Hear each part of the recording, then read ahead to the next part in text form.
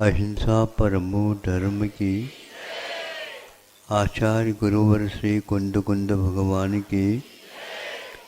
आचार्य गुरुवर श्री ज्ञान सागर मुनि महाराज की।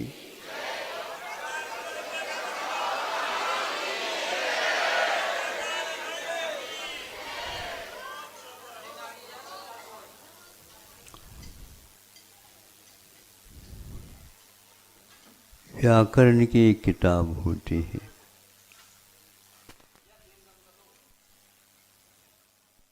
जिसके बिना हम अर्थ की ओर गतिमान नहीं हो सकते। शब्द के बिना आप अर्थ की ओर और अर्थ के बिना प्रयोजन की ओर हमारी यात्रा कभी नहीं हो सकती।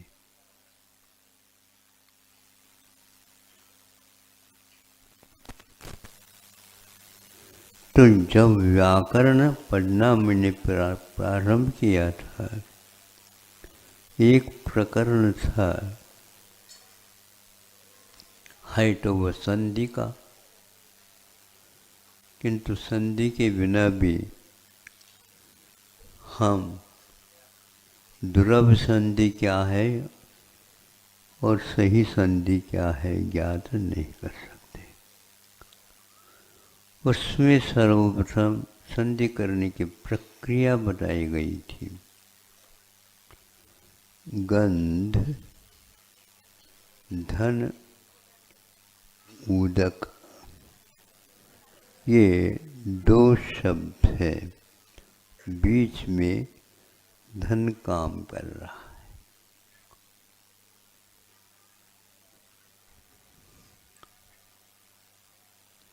गंध और उदक, इन दोनों के मिश्रण करने, संधि करने से फल निकलता है गंधोदक। समझ में बात आ रही है? बहुत सरल भाषा में बोल रहा हूँ, क्योंकि आप जटिल भाषा के पुरोधा हैं।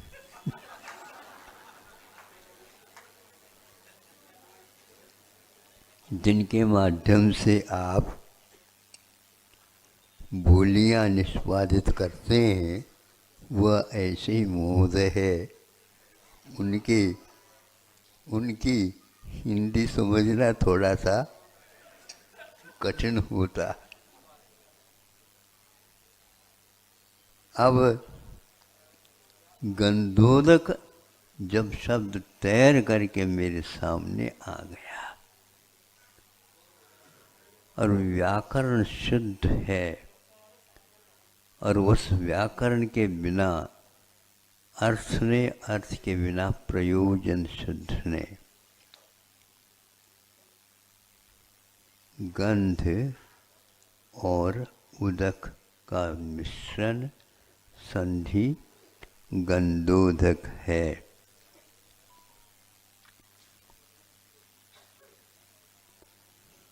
आप लोग मंदिर में जाते हैं, दो टेबल वहाँ पर लगे हुए रहते हैं, उच्च आसन रहता है, दो कटोरे चांदी के या और कोई भी हो वहाँ पर रखे रहते हैं। दोनों के ऊपर ढक्कन रहता है और एक के माध्यम से आप हाथ धो लेते हैं, एक के माध्यम से आप अपने माथा धो लेते हैं।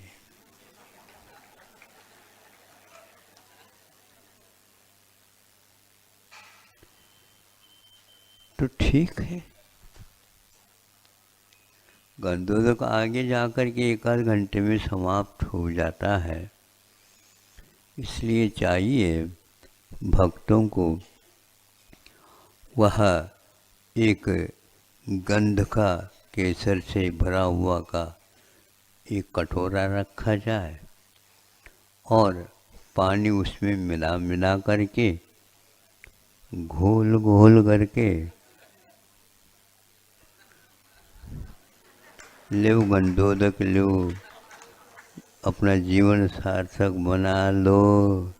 मिलना बहुत कठिन है और इसमें गुरु जी का भी आशीर्वाद है।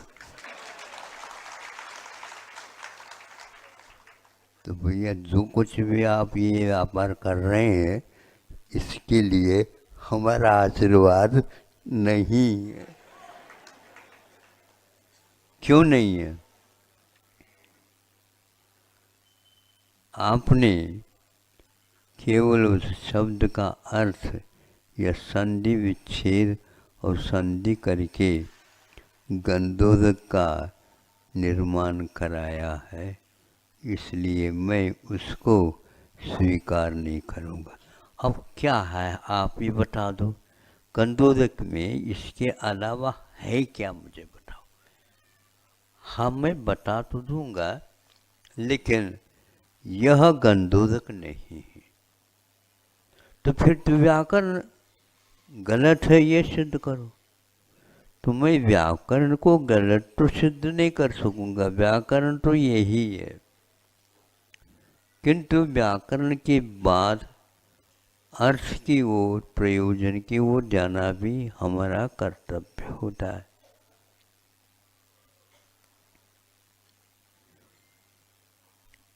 केवल नासिका का विषय बन जाना गंध, तो फिर इसके उपरांत हम कहेंगे जो व्यक्ति अपने पैसा काफ़ी होने के कारण दोनों कानों में रुई भर लेता है। काय के लिए भर लेता रुई? ज़्यादा आवाज़ हो रही इसलिए बंद करने के लिए नहीं। गंध के स्थान नासिका नहीं किंतु कान में रखा जाता। कान हमेशा हमेशा सूखा रहता है और वह एक प्रकार से श्रोत्रेंद्रिय के रूप में स्वीकार किया जाता। तो जो गंध है वह नासिका का विषय होता है। नासिका में यदि इतर का फुआ रख दो तो नहीं आएगी गंध, समझे? हाँ, इसलिए कान में रखने का वो सवाल है। तो सोचा इनको उत्तर क्या दिया जाए, प्रयोजन की ओर हम चलें और उस प्रयोजन के साथ क्या सिद्धि होती है ये हमारे गुरुदेव बता देते हैं। क्या है वो ये है, गंध और उदक दोनों के मिश्रण से गंधोदक बनता हो और हम अपने माथे के ऊपर उसको सिरोधार्य कर दे, ऐसा संभव नहीं है, ऐसा प्रयोजन नहीं है, ऐसा तात्पर्य नहीं है। और ऐसे गुरुदेव का आशय हमें नहीं लेना। वो ये कहते हैं केवल गंध और उदक का नाम यहाँ पर गंधोदक नहीं, आगे भी कुछ पढ़ रहे हैं, निर्मलम निर्मलीकरणम पाप नाशनम, ऐसे कैसे कहा? बाजार से इस प्रकार का दूध ले आओगे तो पाप नाशनम नहीं होगा। माथे पर हमेशा हमेशा वह धारण भी करोगे तो भी पाप नाश को प्राप्त नहीं होगा। इंद्र भी सौधर्म इंद्र भी आता है और भगवान के चरणोदक ले करके, देखो यहाँ पर भी चरणोदक कहते हैं, चरण और उदक, चरणोदक। तो भगवान के चरण से संबंध रखने वाला जो उदक है, वो उदक हम यहाँ पर तात्पर्य प्रासंगिक लेते हैं। वह भी स्वर्ण के लिए रत्नों के डिब्बे में उसको सुरक्षित रख करके अपने परिवार को ले जाने के लिए रख लेता है, सुरक्षित रख लेता है। शायद सम्यक दृष्टि है और भगवान के इस प्रकार की गंधोदक को ले जा रहा। गंध और उदक के मिश्रण से गंधोदक तो बनता है, लेकिन पाप नाशक गंधोदक तो एक प्रकार से भगवान के मस्तक के ऊपर शिरोधारा करने से बह करके जो आता है उसका नाम गंधोदक है। ये आस्था का केंद्र है। हर व्यक्ति के लिए मैं नहीं कह रहा हूँ, जो व्यक्ति इस प्रकार की आस्था रखता है, ये निश्चित बात है कोड भी ठीक हो सकती है।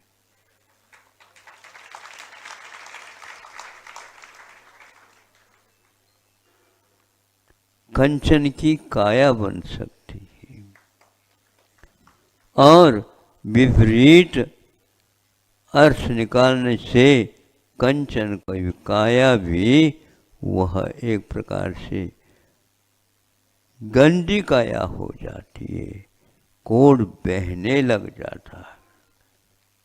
पुराण ग्रंथों को पढ़ने से ये आंखें खुलती है। तो गंधोदक का अर्थ यहाँ पर तात्पर्य ये निकला, भगवान की शिरोधारा करने के उपरांत बह करके चरणों तक आंकने के उपरांत उसको हम उज्जवल धारा मानते हैं, लेकिन वह पीने योग्य नहीं, किंतु उसका स्पर्श हम सिर के ऊपर लगा करके आस्था का केंद्र बना लेते हैं। तो लगाते लगाते ही उस गंधोदक को वह कोड़ी काया भी कंचन की काया बन गई। जादू का रहे क्या भगवान? जादू टोना बनाते हैं? नहीं, भगवान कुछ बोल ही नहीं। भगवान तो जीवित भी नहीं, यूं समझ लो, किंतु बिंब में भी हमने भगवान की स्थापना करके कर लेंगे तो भी वह छुटकाव हम लोगों के लिए हमेशा हमेशा के लिए कर्मों से मुक्त बनाने के लिए बन जाता है। इस प्रकार इसमें गुणवत्ता की प्रासंगिकता है। गुणों की ओर देखो कि पाप नाशनम, ये पाप को नाश करने में सक्षम है। और आचार्यों ने कहा हमारे लिए यदि कोई बाधक है तो पाप है, और पाप का उत्पादक कौन है? तो हमारे भाव है। हमारे भावों को सर्वप्रथम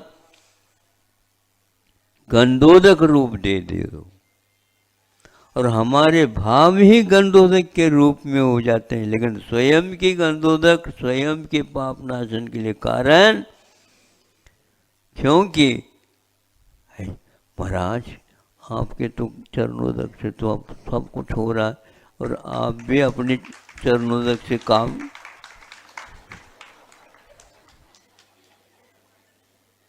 क्यों नहीं बताओ? क्या ये गलत है? ये हो तो रहा है, लेकिन ये ध्यान रखो हनुमान का राम अलग है और राम का राम अलग है।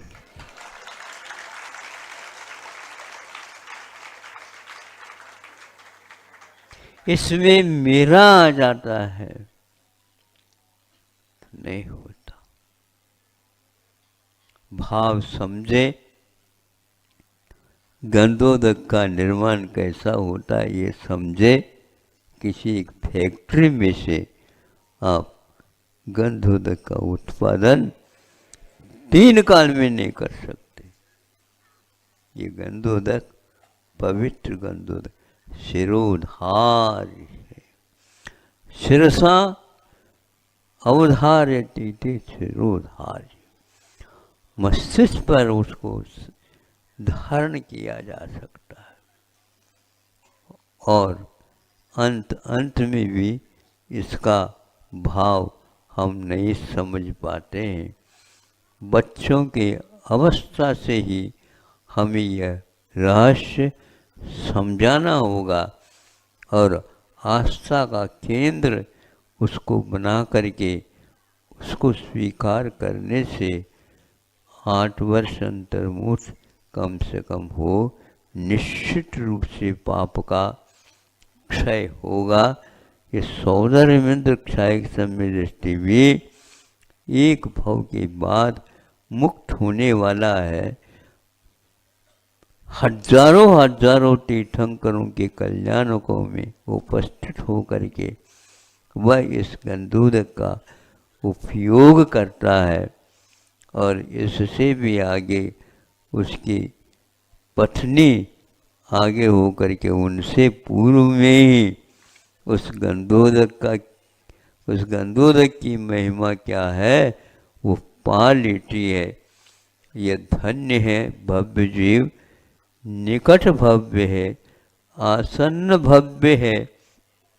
अब तो क्या होनहार है तो हो ही जाएगा, बहुत निकट समय में हो जाएगा। कैसा लगता होगा इन दोनों भव्य जीवों को कि हमें अनिवार्य रूप से टिकट मिल चुका है। तुम भी अपने टिकट खरीद लो, पैसे के बंडलों से नहीं।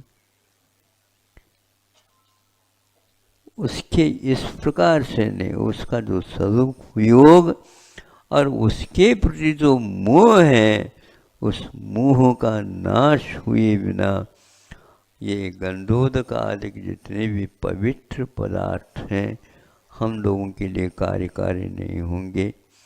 इतना ही कहकर मैं आज का यह वक्तव्य समाप्त करता हूँ। आप लोगों के लिए कुछ संकेतवाचक शब्द भी दिए गए हैं, मैं उसका दोहरा नहीं करता, किंतु फिर भी याद रखा करो, क्योंकि कुछ शब्द ऐसे होते हैं जो आज्ञाकारी होते हैं, कष्टदायक तो होते हैं, लेकिन उसका फल बहुत ही मधुर निकलता है और सभी के लिए वह होता है। जितनी आप यहाँ पर व्यवस्था अच्छी रखेंगे, शांति बनाए रखेंगे, दूसरे के लिए कोई कटाक्ष नहीं करेंगे, नम्रता की मूर्ति बनेंगे। इस प्रकार बनने से क्या होगा, लोग समझेंगे इसको कुछ आता नहीं होगा इसलिए नम्र बन करके दिखा रहा हो। दिखा तो सही, उसका प्रभाव पड़ता है क्या नहीं देख लो। महा विद्यालयों में भी बच्चों को ये गुण सिखाए जाते हैं। ये गंधोदक एक गुण का पिंड है, उसके उपयोग करने से कर्म के क्षय होते हैं और अनेक व्यक्ति आपके इस दृश्य को देख करके नहीं हमें भी ले लेना, वो सेठ साहूकार भी इसी को लेते हैं। संभव है वो सेठ बने इसी के कारण। तो यह एक दूसरे को देखने से भी गुणों का उत्पादन हो जाता है और एक दूसरे से कटाक्ष करने से गुणों का नाश होता है। यह स्थान पवित्र स्थान गुणों के नाश के लिए नहीं, गुणों के वर्धन के लिए, पाप के नाश के लिए रखा गया है। इसकी पवित्रता बरकरार बनी रहे। कल नहीं परसों कुछ होना है बताते हैं, तो होना है तो मैं क्यों खोलूं, लेकिन फिर भी हम लोगों की तो स्थापना तो हो चुकी है, लेकिन आप लोगों की स्थापना होनी है। अहिंसा परमो धर्म की।